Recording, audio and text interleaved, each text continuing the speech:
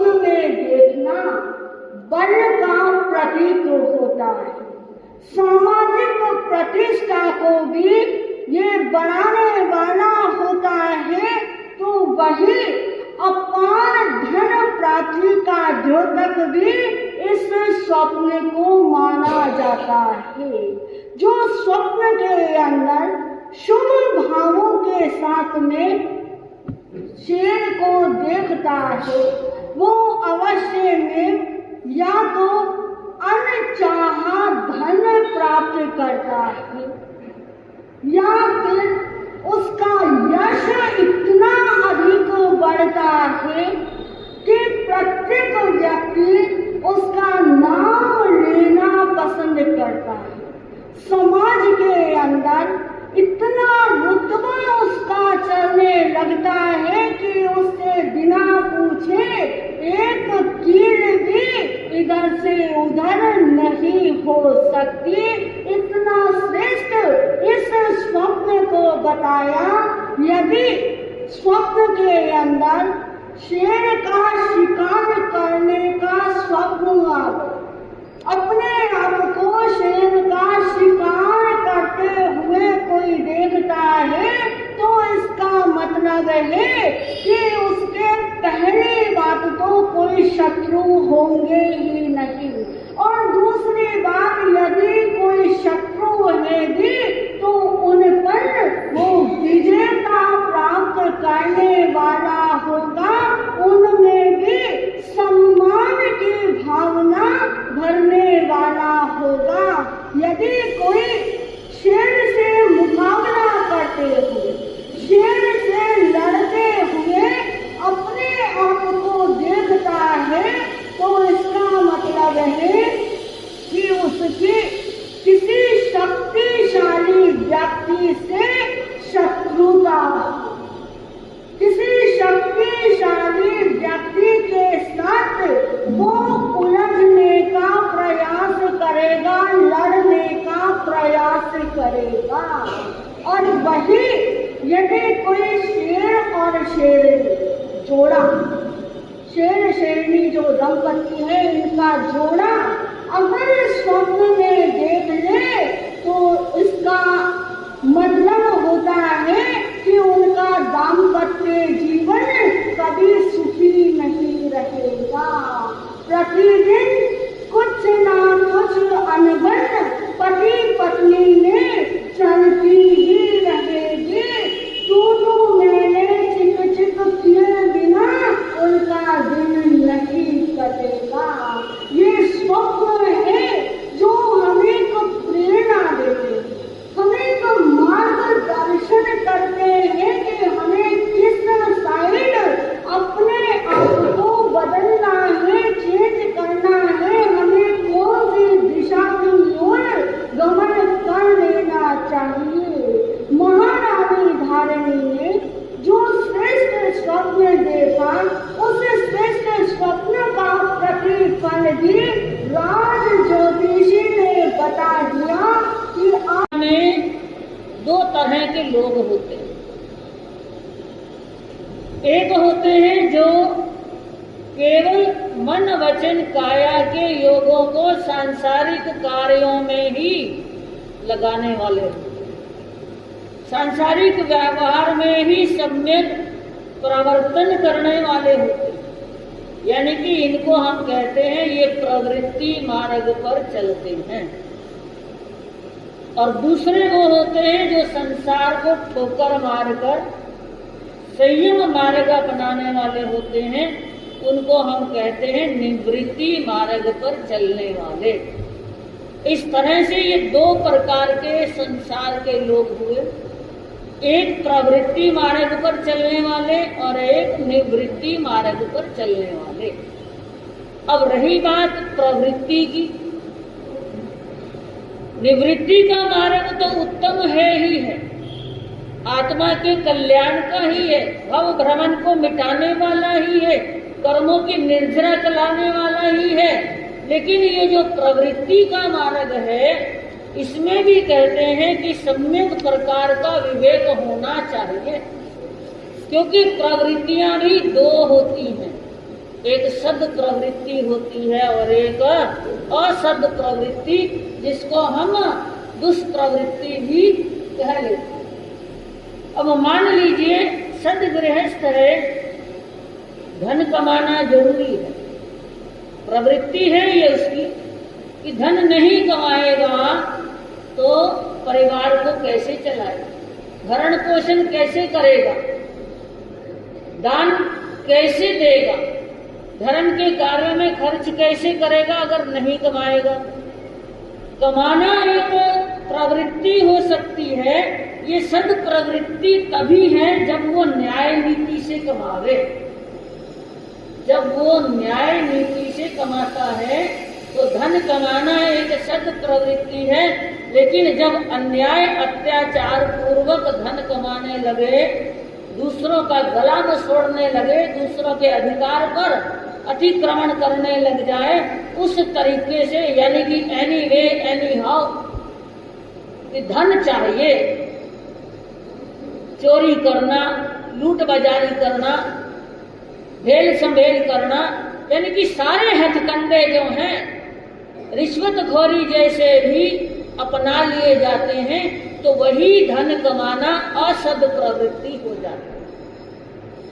तो कहने का मतलब ये है कि कुछ प्रवृत्तियां सद प्रवृत्तियों में आती हैं, कुछ असद हो जाती हैं। Excess of everything is bad. जब हमारी मन के अंदर ये कषाएं ज्यादा जागृत हो जाती हैं, ज्यादा फल उठा लेती हैं, लोभ प्रवृत्ति ज्यादा बढ़ जाती है, माया भी हो जाती है, कपट भी हो जाता है, क्रोध भी हो जाता है, तो उसके चलते न जाने कितनी दुष्प्रवृत्तियों में व्यक्ति।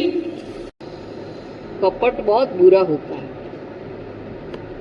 कपट करने वाला इंसान विश्वास के लायक कभी भी नहीं हो सकता है।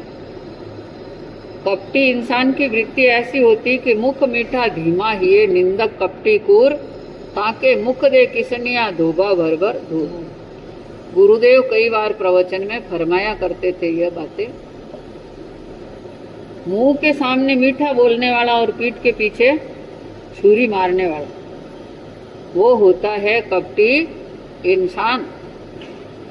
कपटी इंसान अपने इतने कठोर कर्म कमा देता है कि नरक का बंधन भी कर लेता। आप जानते हैं नरक में कितना दुख है, उनका भुगतान उनको करना पड़ता है, चीकणे कर्म बन जाते हैं। निधत कर्म जो होते हैं, निकाचित कर्म जो होते हैं, ये बात सुनी आपने पहले, ऐसे कर्मों का बंधन कर लेता। कपटी इंसान झूठ बोलने में कभी शर्माता नहीं है, किसी के ऊपर कोई इल्जाम देने में शर्माता नहीं है। कैसा भी इल्जाम किसी के ऊपर लगा सकते हैं, कपटी इंसान का भरोसा नहीं होता। कपटी इंसान गहरा पेट का भी नहीं होता है। ये पेट, उसमें खाना तो हजम हो जाता है पर बात हजम नहीं होती, गहरा पेट का नहीं होता है। कई इंसान जब बातें होती है तो कान लगा लगा कर सुनते हैं, क्या हो रहा क्या हो रहा, और वही बात सुनने के बाद में समझ लो कि जैसे हवा चारों तरफ चलती है, उसी तरह से अफवाहें फैलाने में चारों तरफ कमी नहीं रख सकते हैं। ऐसे इंसान विश्वास के लायक कभी भी नहीं हो सकते हैं। कपटी इंसान जो होता है वो स्वयं की जमाता है और दूसरों की उड़ाता है। ये जो अभी पंक्तियां सुनी, ये पूज्य गुरुदेव मरुधर केसरी जी महाराज साहब की रचना, क्योंकि वो जहां पर जैसा वातावरण देखते थे वैसी रचना वहां पर कर लेते थे, शिक्षाप्रद बात कह देते थे। राजा भर्तृहरि का वर्णन भी आप सुन रहे। महारानी पिंगला के कपट को राजा जान नहीं पाए कि कैसा कपट उसमें भरा हुआ है, क्योंकि अमृत का ढक्कन था और अंदर जहर भरा हुआ जो था। जब ये दुखद अचरज हुआ राजा को, कि इतने दिन मुझे पता नहीं चला कि दुनिया कैसी है। ये दुनिया का ढंग बड़ा निराला जो है। मैं चाहूं पटनार चाहे वा दूसरो, सोचावे है अन्य विषय रस ओसरो। धिक धिक विषय विकार बिगाड़े नरपणो, याते जग छिटकाय लेवो योगी पणो, हाँ लेवो योगी पणो। राजा ये दुनिया का ढंग देखकर गहरे चिंतन में चले गए। इतने चिंतन में चले गए, इतने चिंतन में कि अरे मैं पटरानी को चाहता हूं और पटरानी और किसी को चाह रही है, और जिसको पटरानी चाह रही है वो और किसी को चाह रहा है। ऐसी स्थिति देखते हुए राजा के मन में अनेक विचार उत्पन्न हुए कि धिक्तिक विषय विकार, ये विषय विकार जिनको धिक्कार है, धिक्कार है, इसके होते हुए इंसान अंधे के रूप में बन जाता है। ख्याल किसी प्रकार का जो रहता नहीं, दुनियादारी में इतना फंस जाता है, विषय विकार में इतना फंस जाता है कि धर्म कर्म सारा भूल जाता है इंसान। दुनिया की मोह माया ही उसको नजर में आती है और कुछ नजर में आने वाला नहीं। तो अपने आप को धिक्कारा दे रहा है कि धिक्कार है, इस विषय विकार में मैं फंसा हुआ रहा। अब इस जगत को छिटकाए लेवूं योगीपण। ये संसार असारता का घर है, इसमें कोई पतिवारा नहीं हो सकता है, विश्वास नहीं हो सकता है। ऐसे असारता में रहने में कोई मतलब नहीं। इस जगत को छोड़कर मैं योगीपणा में प्रवेश कर लूं। कितनी उत्तम भावना आ गई जिसके मन में। चिंतन इतना उत्कृष्ट बढ़ा कि अपने आप में सुधार करने की बात आ गई है। पर योगी बनने के पहले मैं राजा हूं, तो उस समय राजा के रूप में जो मेरा कर्तव्य वो भी मुझे अब कर लेना चाहिए, अन्यथा दुनिया मुझे क्या कहेगी। मावत अरु पटरानी को दीने तुरंत निकाल, मालवपति योगी बनियो राज तखत को छाल। इतना उत्कृष्ट वैराग्य आ गया कि अब उन्हें दुनियादारी से तो कोई मतलब ही नहीं था। फिर भी दुनियादारी में राजा जो था, इसलिए अपने कर्तव्य का पहले पालन किया। महावत और पटरानी को देश निकाला उन्होंने दे दिया। इस मालवा की राजधानी में रहने के अधिकारी तुम नहीं हो। और राजा भर्तृहरि योगी बन गए। योगी बनना कोई आसान बात है? किसे कहते योगी? जो भोगों का त्याग कर देता है वो है योगी।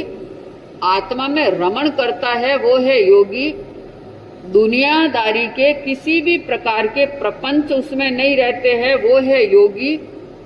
किसी से द्वेष दुश्मनता नहीं रहती है वो है योगी। ऐसे उत्कृष्ट विचार आए और योगी बन रहा है और पूर्ण योगित्व में प्रवेश जो कर रहे। योगी बन गयो रे भूप उज्जैनी को। योगी बन गयो राजे पाट धन महल तजाहे। डर लागो है वेतरणी को। योगी बन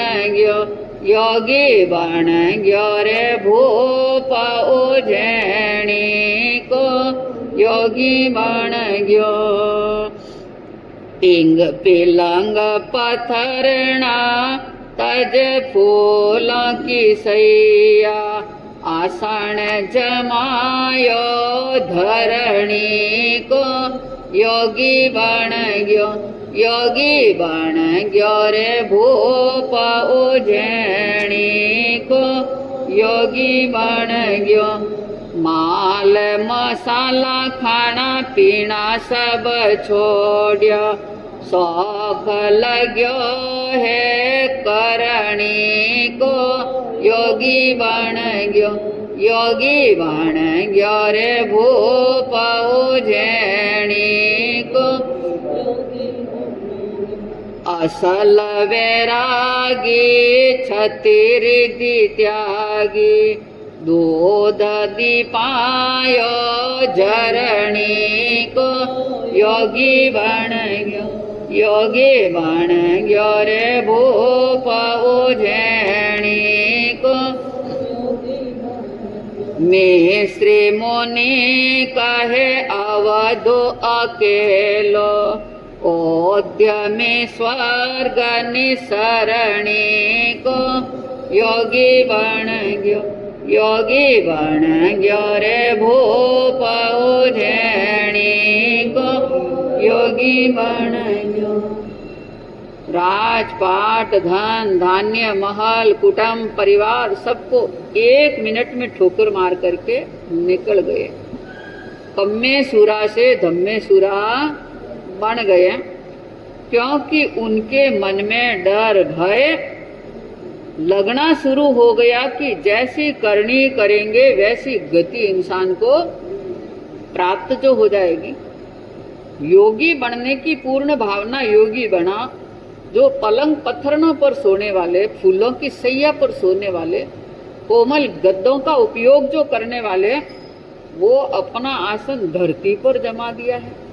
सब कुछ सुखों का त्याग उन्होंने कर लिया।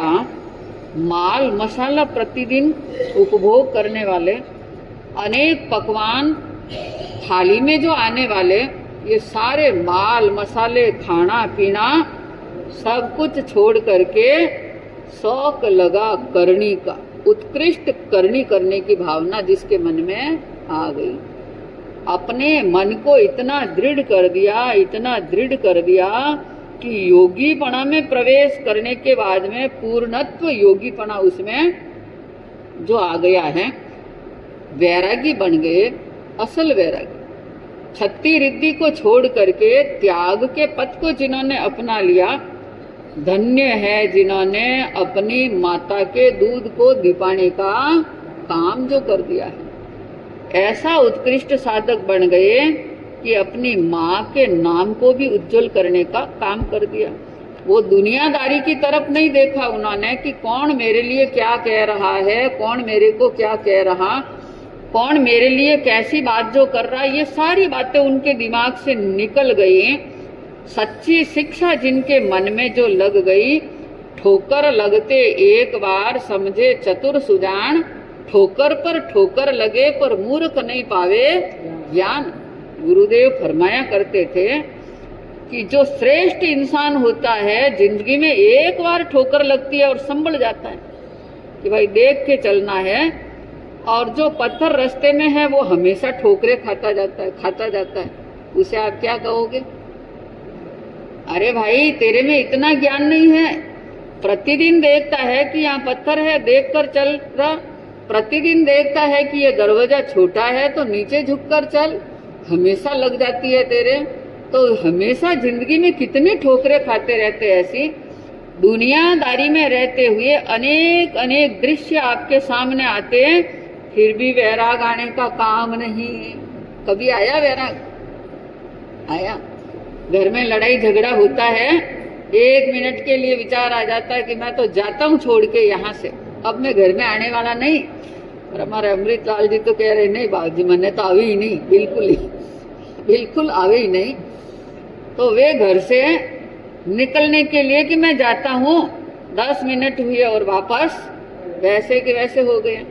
स्मशान भूमि में जाते किसी की ऐसी मृत्यु देखी और मन में वैराग आ गया, मसाणिया वैराग आया कि बस ये संसार असार है, ये गया है, जैसे मुझे भी जाना पड़ेगा, ये है दुनियादारी बेकार है। अरे मेरे को तो धर्म ध्यान में लग जाना चाहिए, ऐसा होना चाहिए, वैसा होना चाहिए। जैसे स्नान की, घर पर आए, गर्मा गर्म भोजन किया और वैराग सारा ही ठंडा हो गया, मन में ही बैठ गया। और वो वैराग उनको नहीं, असल वैरागी जो बन गए, छत्ती रिद्धि को ठोकर मार करके रवाना हो गए राज